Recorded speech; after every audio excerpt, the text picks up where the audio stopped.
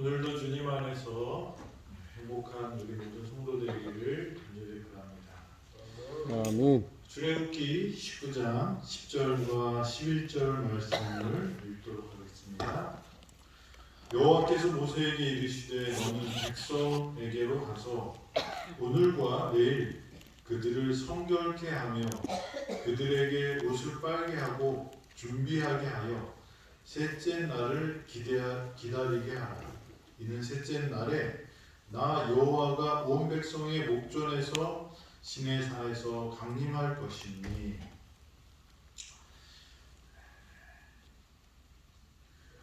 하나님께서 이스라엘 백성들에게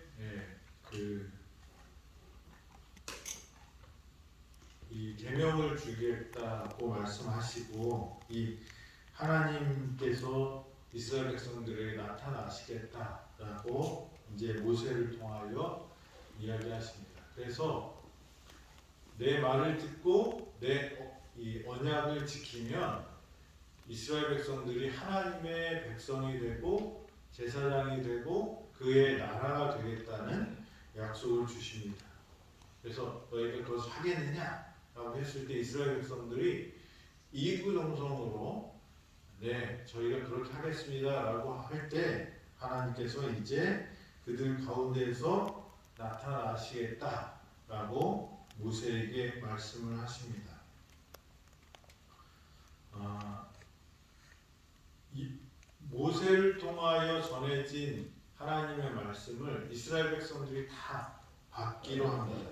그런데 하나님께서 그러면 너희에게 내가 나타나겠다라고 강림하겠다라고 말씀하시면서 그 전에 해야 될 일이 있다고 말씀하십니다.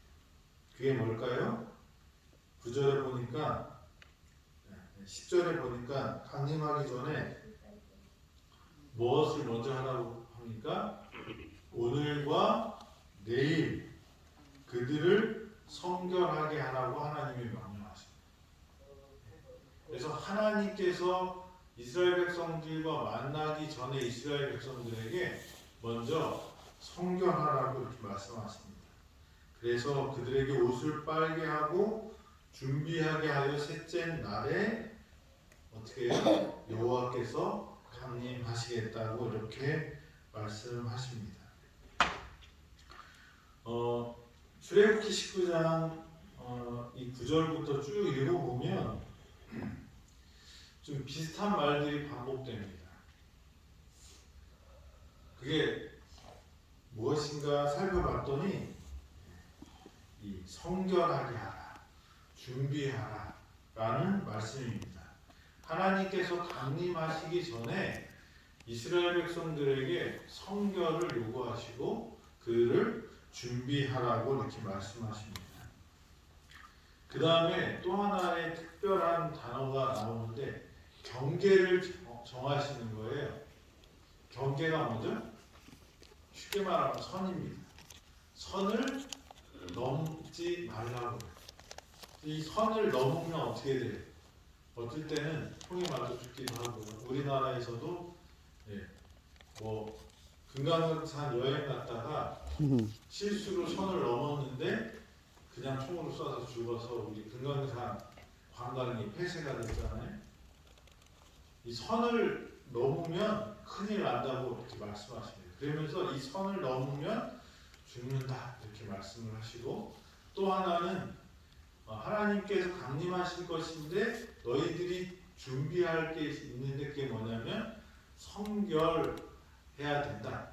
그래서 성결하기 위해서는 그 준비하는 것이 뭐라고 그래요? 옷을 빨으라고 이렇게 말씀하십니다. 죄악된 인간이 하나님을 만나려면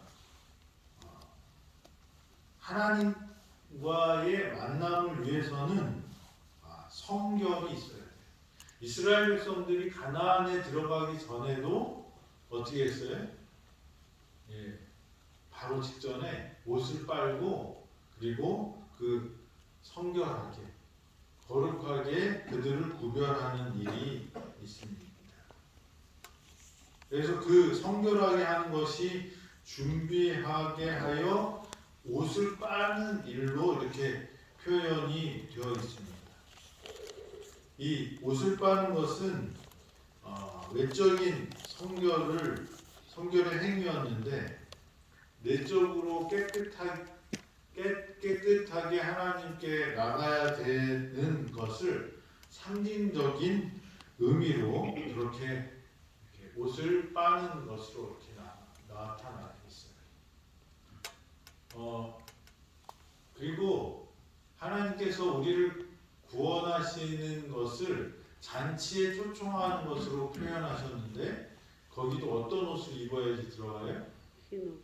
네, 깨끗한 옷, 흰 옷을 입어야지 들어갑니다. 그래서 그 옷을 누가 주는 거예요? 예수님이 주시는 것입니다.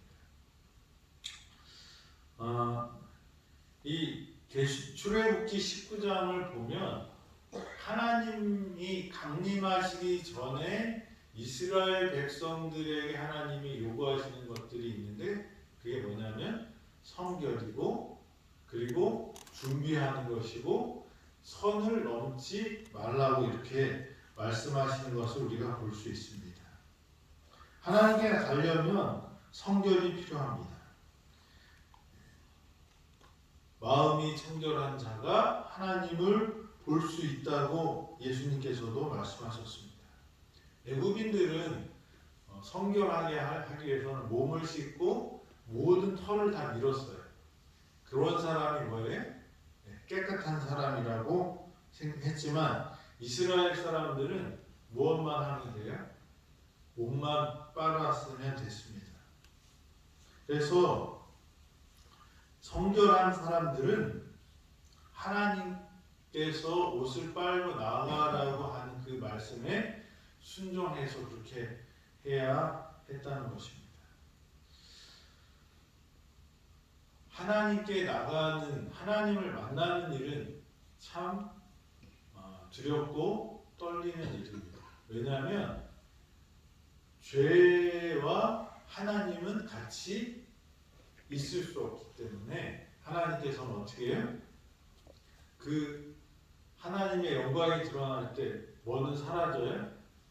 죄는 사라져요. 그렇기 때문에 우리가 하나님을 만나기 전에는 성결해야 되는 거예요. 하늘나라에 가는 사람들이 어떤 사람들일까요? 어떤 사람만 간다고 했어요? 의인만 간다고 했어요. 그런데 성경은 또 뭐라고 말해요? 의인은 없나니 몇 명도 없다고요? 하나도 없다고 해요. 한 명도 없대요. 그런데 하늘나라는 어떤 사람이 가요? 의인이 가요. 무슨 말일까요? 그런데 또 예수님께서는 뭐라고 말씀하셨냐면 하나님은 세상 사람을 너무 사랑하셔서 아무도 멸망치지 않기를 바라신대. 근데 그것이 예수님을 믿으면 독생자가 우리를 구원할 것을 믿으면 뭐예요? 아무도 멸망치 않는다는 예수 그리스도를 영접하고 그 예수님의 이름을 믿는 사람에게는 뭐가 되는 권세를 주신다고 했어요? 하나님의 자녀 되는 권세를 주신다고 했어요. 그러면 하늘나라에 가는 사람, 하나님의 자녀들은 어떤 사람이어야 돼요? 의인이어야 돼요. 근데 그 의인이 되려면 우리가 착한 행실을 하는 사람이 의인이잖아요. 근데 착하게 사는 사람이 한 명도 없는데 우리가 어떻게 하늘나라 갈 수 있어요? 여기 예수 그리스도의 구원을 받아들이는 사람, 영접하는 사람, 그 예수님이 우리를 구원하실 수 있다고 믿는 사람. 그래서 우리에게 잔치에 초청하셨어요. 하늘나라에 초청하셨는데 우리가 들어가려고 줄 서 있는데 우리가 갖고 있는 옷으로는 그 잔치에 들어갈 자격이 되지 않아요. 그래서 하나님이 뭘 준비해 주셨어요? 예수님의 예복을 준비하셨어요. 그래서 그 옷을 입으면 우리 어디를 들어갈 수 있는 거예요? 하늘 잔치에 들어갈 수 있는 거예요. 법은 정확합니다. 예복이 없으면, 깨끗한 옷을 입지 못하면 어디에 갈 수 없어요? 하늘에 갈 수 없어요. 누가 주시는 거예요? 예수님이 주시는 것입니다. 그런데 그 옷을 입고 또 흙탕물에서 놀면 될까요? 안 될까요? 네, 안 되겠죠. 우리가 하늘나라에 가려면 하늘나라에 합당한 사람이 되어야 돼요. 거룩한 사람이라고. 그래서 그 과정을 우리가 여기에서 연습하는 과정이 뭐냐면 성화예요. 그런데 그 성화가 날마다 되지만 그것이 부족해요, 넉넉해요. 그게 안 되는 거예요. 그래서 우리가 완전히 어떻게 해요? 존재의 변화가 있는데 그걸 영화라고 합니다. 칭의로 의해서 우리가 의로워졌지만 하늘에 갈 자격을 얻었지만 우리가 어떻게 해요? 계속 흙탕물 속에서 살기 때문에 우리가 그것을 계속 예수님의 새 옷을 입는 연습을 하는 것이 필요한데 그게 성화라는 것입니다. 그래서 하늘나라에 갈 수 있는 사람은 깨끗한 사람만 갈 수 있는 것은 분명하지만 그것이 우리 힘이 아니라 예수님께서 주시는 것이라는 것입니다. 그런데 성결은 해야 돼요. 근데 여기 제가 19장에서 이 말씀을 쭉 읽으면서 눈에 띄는 단어들이 이렇게 들어왔어요. 하나는 뭘까요? 성결. 거룩하게 깨끗하게 하는 것을 성결이라고 하죠. 그 다음에 또 하나는 하나님께서 이스라엘 백성들을 위해서 경계를 세웠어요. 경계를 세울 때 어떻게 하죠? 선을 긋죠.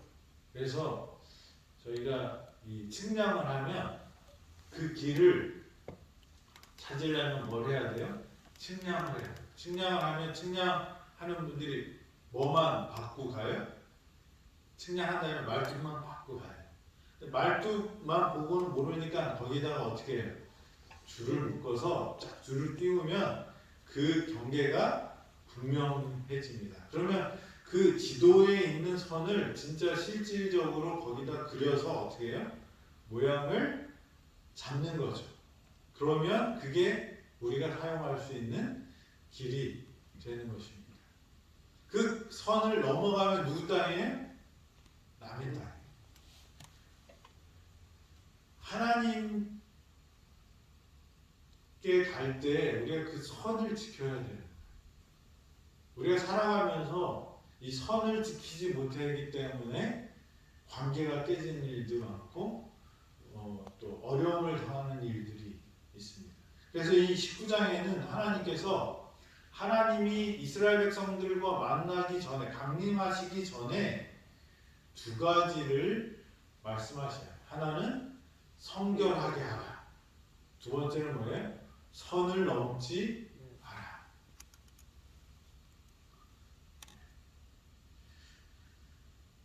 성결하게 주님의 강림하심을 준비하는 것이 어떤 삶일까? 저는 이 말씀을 읽으면서 옷을 빨라고 하는 그 말씀을 이렇게 하면서 무엇이 딱 떠오르냐면 베드로후서 3장의 말씀이 딱 떠오르었어요.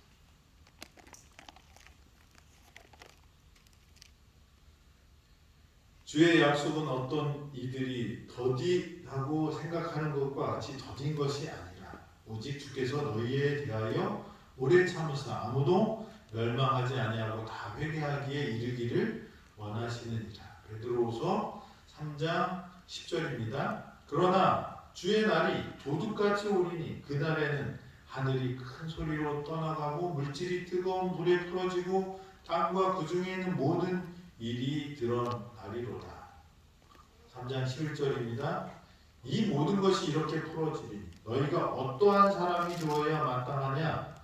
거룩한 행실과 경건함으로 하나님의 날이 임하기를 바라보고 간절히 사모하라. 그날에 하늘에 불이 타서 없어지고 물질이 뜨거운 물에 녹아지려니와 우리는 그의 약속대로 의가 있는 곳인 새 하늘과 새 땅을 바라보도다. 그러므로 사랑하는 자들아 너희가 이것을 바라보나니 주 앞에서 점도 없고 흠도 없이 평강 가운데 나타나기를 힘쓰라. 네.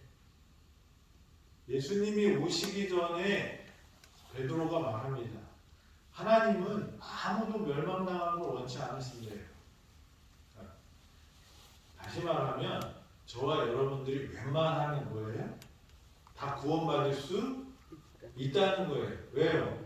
하나님은 어떤 분이기 때문에 힘센 분이에요. 근데 그 힘센 분이 이 탈락시키려고 딱 이렇게 선을 보고 있는 게 아니라 어떻게 해요?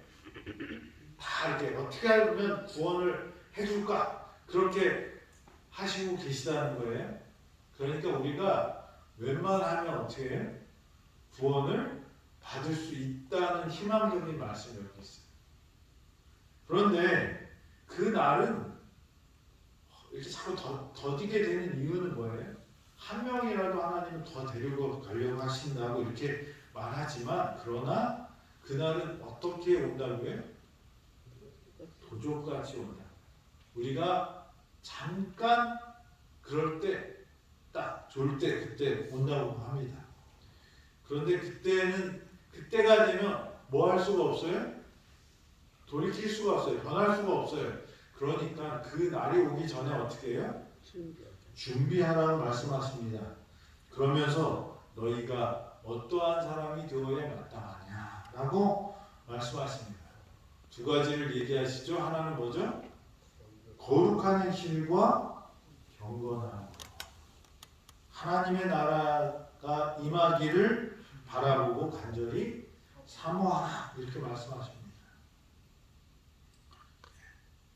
우리가 구별되어야 돼요. 성결은 구별을 의미합니다. 누구랑 구별돼야 돼요? 하나님의 백성들과 세상 사람들은 뭐가 있어야 돼요? 구별이 있습니다. 우리는 어떻게 살아야 돼요? 깨끗하게 살아야 돼요. 그래서 근데 그게 뭘까요? 옷을 빠는 행위. 그게 어떤 의미가 있냐면 여기 이 베드로후서에 있는 말씀과 연결해서 보면 뭐예요? 거룩한 행실. 우리가 예수님께서 입혀주신 옷을 더럽히지 않고 깨끗하게 하는 것은 이 준비하라는 것인데 그 하나님을 만나기 전에 준비해야 되는데 그 준비는 성결이고 구별이고 깨끗하게 하는 것인데 그것을 베드로는 거룩한 행실과 경건함이라고 표현했어요. 모세는 이스라엘 백성들에게 옷을 빠름으로 너희의 마음을 준비하라고 말씀하시는 것입니다. 그래서 이 성결하는 것은 우리 하나님을 만날 사람들은 어떻게 해야 돼요? 우리의 행동이 달라야 돼요. 거룩한 행실, 구별된 행실, 세상 사람들과 다른 법으로 살아야 한다고 말씀하십니다. 우리가 세상 사람들이 생각하는 대로 우리도 똑같이 움직이면 거룩한 행실인가요? 아니죠. 달라야 돼요. 그리스도인은 달라야 돼요. 지금 사회에서 기독교인들을 별로 안 좋아하는 사람들이 많이 생겼어요. 옛날에는 교회 다닌다고 그러면 아이고 열심히 착하게 살려고 하는 그런 마음으로 봤는데 요즘에는 뭐 그래 너나 나나 다 똑같아 이런 평가를 받아요. 그래서 이 인터넷에 나오는 글들을 보면 무슨 비위 사실이 드러날 때마다 거기에 기독교인이 개입되면 어떻게 돼? 개독교라 욕하면서 뭐예요? 너나 나나 똑같아. 그런 일이 근데 지금도 벌어지고 있죠. 교회는 하나님의 것일까요? 사람들이 만든 걸까요? 하나님의 것이죠. 우리는 그것을 믿습니다. 그래서 하나님께 드리면 그거는 내게 아니고 누구 거예요? 하나님 것이 되어야 되는데 사람들은 내가 드렸다고 생각하고 그게 누구 교회라고 생각해? 내 거라고. 자기가 자기 교회라고 생각해. 지금 기독교 신문 중에서 가장 핫한 뉴스 중에 하나가 뭔지 아세요? 네. 목회 세습. 목사가 목사 아들이 생기는 게 나쁜 건가요? 좋은 건가요? 예, 저도 저희 아버님이 목사님이고 제가 또 목사가 됐어요. 예, 저는 제 아들 중에서도 하나는 목사가 나왔으면 좋겠어요. 최소한 하나는. 근데 그 목사가 목사 아들을 만드는 것을 막 나쁜 일이라고 기독신문에서 막 떠들어요. 우리 교회에서는 전혀 그런 일이 없어요. 우리 교회는 목사가 되면 월급이 똑같아요. 큰 교회나 작은 교회나 뭐예요? 예, 월급이 아니라 생활비를 주는 겁니다. 그래서 뭐 약간의 어떤 교회에서 보조하는 그 금액이 좀 차이는 있겠지만은 제가 여기서 이렇게 목회하다가 한 10명 되는 교회 가요. 그러면 거기는 11금이 1,000만 원이 안 돼도 제 월급을 누가 줘요? 네, 중앙에서 우리 동종합회에서 줍니다. 우리 교단은 10명을 위해서 목회하든지 100명을 위해서 목회하든지 1,000명을 목회하든지 그래서 이 받는 비용 갖고 뭐라고 할 수가 없어요. 그런데 장감리교회는 교회가 목사한테 직접 그 월급을 줍니다. 그래서 이 장감리교회의 한 60에서 80%는 미자립교회라고 이렇게 불러요. 뭐냐면 그 교회에서 나오는 11금으로 목사님의 월급을 감당하지 못하는 교회가 몇 프로라고요? 6, 80%가 된대요. 정확한 통계는 없어요. 근데 나머지 20%의 교회들은 자립한 교회인데 거기에는 목사님 월급 줄 만큼만 주는 교회도 있지만 상상하지 못할 만큼의 월급을 주는 교회들이 있어요. 근데 지금 교회가 세습, 목사가 목사 아들을 만드는 것에 대해서 막 떠드는 그 곳은 어딜까요? 몇 만 명씩 되는 그런 대형 교회. 그래서 이 목사가 자기 아들을 자기 교회에 목회를 하게 목사로 세우는 그 일들을 한두 군데가 아니라 큰 교회들이 엄청나게 많이 합니다. 교회가 어떻게 되는 거예요? 하나님의 교회가 아니라 사유화돼요. 그러니까 왕이 김일성이 김정은 이 세습을 하잖아요. 인민공화국이라고 그러는데 거기는 사실은 뭐예요? 표현은 인민공화국이라고 말하지만 사람들이 다 알아요. 거기는 뭐예요? 백두혈통이 지배하는 김일성 왕조라는 거죠. 그러니까 우리가 이 살아가는 데 있어서 하나님의 말씀에 순종하는 것은 우리의 삶 속에서 표현이 되어야 되는데 지금 우리 기독교가 그런 일들을 하지 못하고 있다. 김일성 왕조가 세습하는 거나 교회에서 목사가 자기 아들에게 교회를 물려주는 거나 다 뭐예요? 이권이 개입되어 있고 권력이 개입되어 있고 이익이 개입되어 있는데 그것을 누가 계속 주도권을 잡고자 하는 거예요? 하나님의 물론 훌륭한 목사님 아래 훌륭한 목사 아들이 나올 수도 있겠죠. 그런데 그것을 세습하는 그 정신은 어떤 정신이냐면 내가 읽었으니 이것은 내가 세습을 해도 괜찮다라는 그런, 그래서 그런 문제가 된 교회들을 취재한 기사들을 보면 그 교단에서 그것을 금지했어요. 세습 안 된다 그랬더니 어떻게 하냐면